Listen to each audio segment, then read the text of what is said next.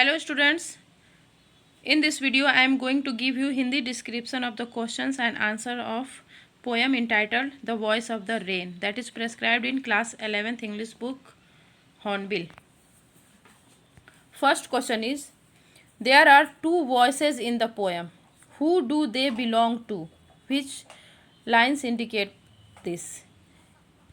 Question पूछ रहा है कि इस पोएम में दो वॉइसेस हैं, दो आवाज़ें हैं. हु डू दे बिलोंग, वो दो आवाज़ें किससे बिलोंग करती हैं, मतलब वो दो आवाज़ें किसकी हैं. विच लाइन्स इंडिकेट दिस, और कौन सी पोएम की लाइन है जो इस चीज़ को इंडिकेट करती है कि ये दो वॉइस किसकी हैं. Answer is the two voices in the poem are the voices of the rain and the voice of the rain and the voice of the poet.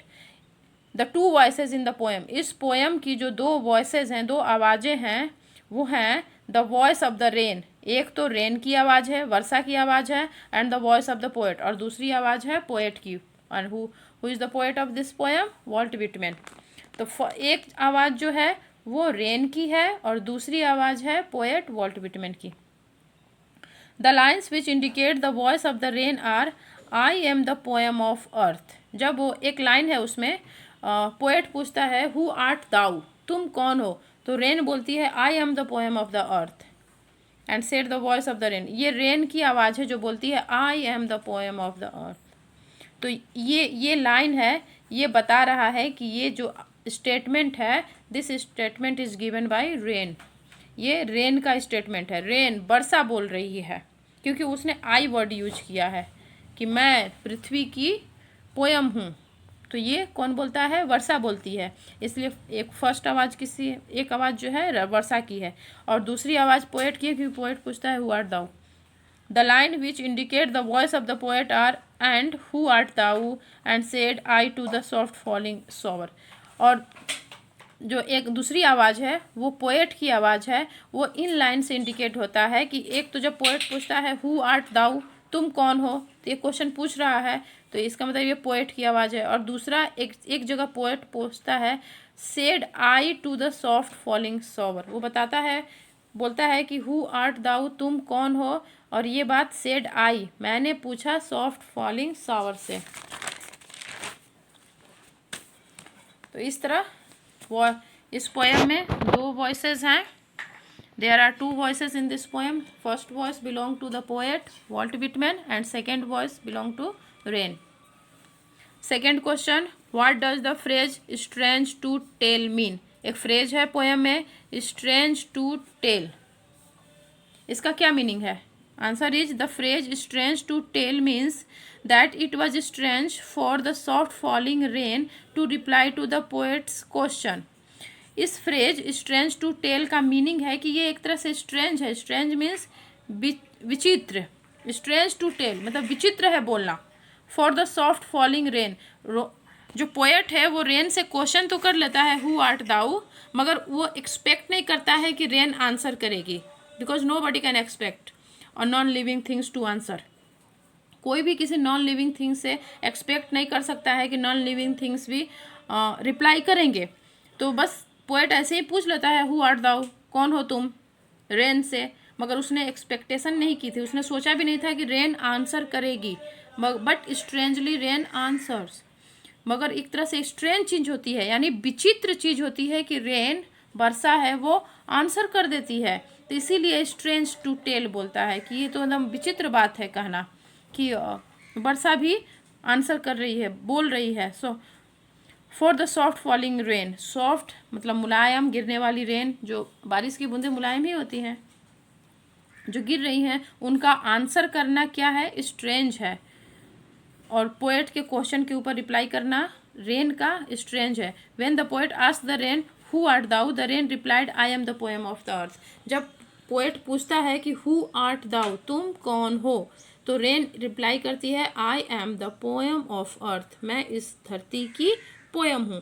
तो एक तरह से एक स्ट्रेंज टू टेल है, स्ट्रेंज रिप्लाई है. Poet ने कल्पना भी नहीं की थी कि रेन रिप्लाई करेगी. Third question is there is a parallel drawn between rain and music, which words indicate this, explain the similarity between the to.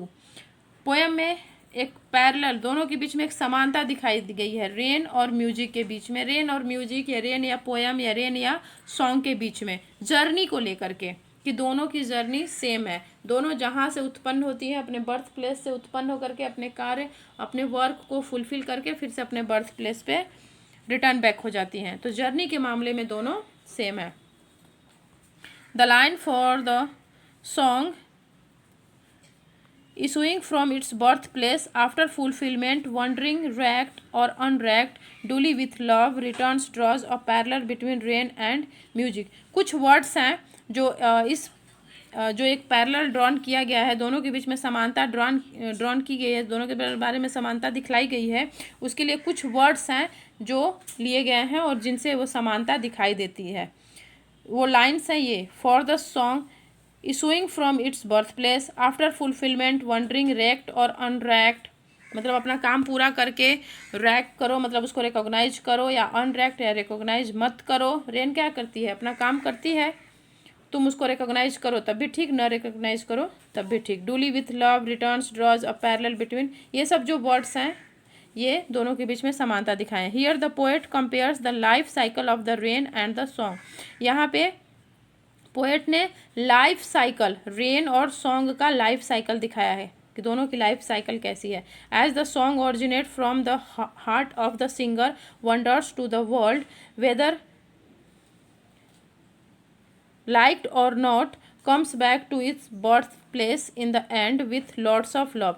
जैसे कि पोयम एक कवि के हार्ट से, उसके दिल से निकलती है और पूरी दुनिया में घूम करके आ जाती है। कोई कुछ उसको पसंद करते हैं लोग, कोई उसको पसंद नहीं भी करता है, और फिर से अपने बर्थ प्लेस पोएट के पास प्यार के रूप में आ जाती है। Similarly the rain that originates from earth fulfills it duty to beautify and purify the earth and wonders and come back with love for its creator। in the same way अर्थ भी जो रेन भी है वो अपने birth place से निकलती है और पृथ्वी को ब्यूटिफाई करके, उसको प्यूरिफाई करके और फिर से जहाँ से निकली थी वहाँ पे आके आ जाती है। केयर भी नहीं करती है कि कोई उसको अप्रिसिएट कर रहा है कि नहीं कर रहा है।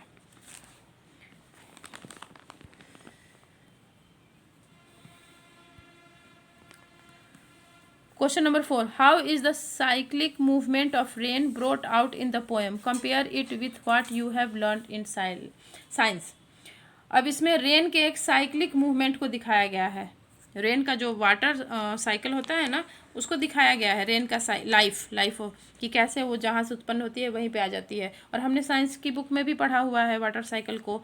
तो दोनों के बीच में क्या डिफरेंस है। In the poem, the water rises from the land and the bottomless sea in the form of vapor।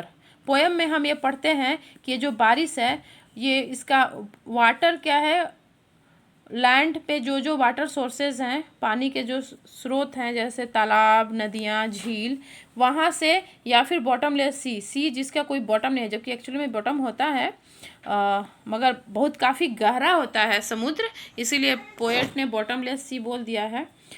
मगर एक्चुअल में सी बॉटमलेस नहीं होता है, उसका भी एक बॉटम होता है, काफ़ी गहरा होता है।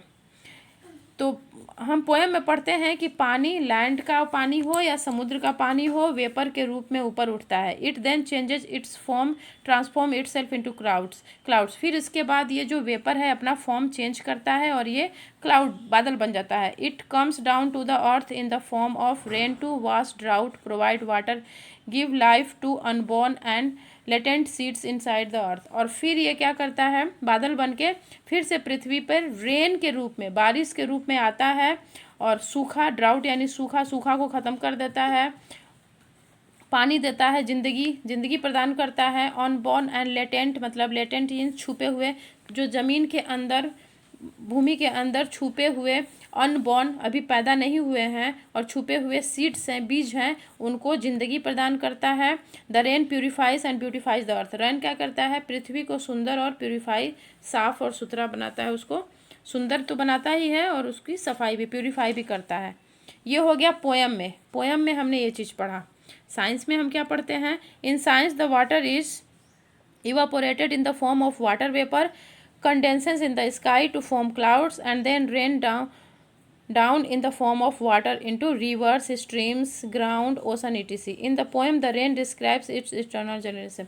और साइंस की बुक में भी लगभग सेम ही हम पढ़ते हैं कि वाटर जो है इवापोरेट होता है, वाष्पीकरण होता है, इवापोरेटेड मीन्स वाष्पीकरण होता है इन the form of water vapour, water vapour के रूप में उसका वाष्पीकरण होता है, फिर ये कंडेंसेस संघनित होकर के स्काई में इसका संघनन होता है और फिर ये क्लाउड बन जाता है और फिर रेन डाउन, फिर बारिश होकर के नीचे ज़मीन पे गिरता है, वाटर इनटू रिवर्स नदियों में जाता है, स्ट्रीम्स झरने में जाता है, ग्राउंड ज़मीन पे प्लेन्स में जाता है और ओशन में जाता है। तो इस पोयम में रेन ने अपनी इटर्नल जर्नी, जो कभी न ख़त्म होने वाली जर्नी है, उसके बारे में बताया है। Why are the last two lines put within bracket? इस पोयम की जो लास्ट टू लाइन्स है उसको ब्रैकेट में रखा गया है, क्यों? The last two lines are put within the bracket because they are the observation made by the poet and his thought. Actually जो शुरू की जो बीच लाइन्स हैं, लास्ट टू लाइन से पहले की जो लाइन्स है वो एक तरह से कन्वर्सेशन है पोएट और रेन के बीच में। पोएट क्वेश्चन पूछता है और रेन आंसर देती है। पोयम में स्टार्ट हो जाता है, पोयम का स्टार्ट होता है पोएट के क्वेश्चन करने से। पोएट रेन से क्वेश्चन करता है, हु आर्ट दाउ, तुम कौन हो, और इस पे रेन आंसर करती है कि मैं ये हूँ। फिर वो अपना पूरा जर्नी बताती है। मगर जब लास्ट की जो दो लाइन्स हैं वो उनको ब्रैकेट में इसलिए लिखा गया है क्योंकि वो रेन द्वारा नहीं बोली गई हैं और पोएट द्वारा भी नहीं बोली गई हैं, वो पोएट द्वारा सोची गई हैं और उसका ऑब्जर्वेशन है, वो ऑब्जर्व कर रहा है चीज़ों को, उसकी सारी बातों को, रेन ने जो कुछ बोला है उसको ऑब्जर्व करता है और अपने मन में पोएट सोचता है। He made a similarity between the rain and the music, और उसकी बातों को सुन करके अपने मन में पोएट रेन और पोयम या सॉन्ग के बीच में सिमिलरिटी ड्रॉ करता है। ओके, इसीलिए उन लास्ट की दो लाइन को ब्रैकेट के अंदर कर दिया गया है, क्योंकि वो किसी का बोला गया कथन नहीं है, वो पोएट द्वारा सोचा गया और समझा गया, ऑब्जर्व किया हुआ कथन है। List the pairs of opposite found in the poem. Day, night, erect, unerect, rise, descent. ये ऑपोजिट वर्ड्स हैं जो कि इस पोयम में लिखे गए हैं। Okay, I hope you will understand the poem very well.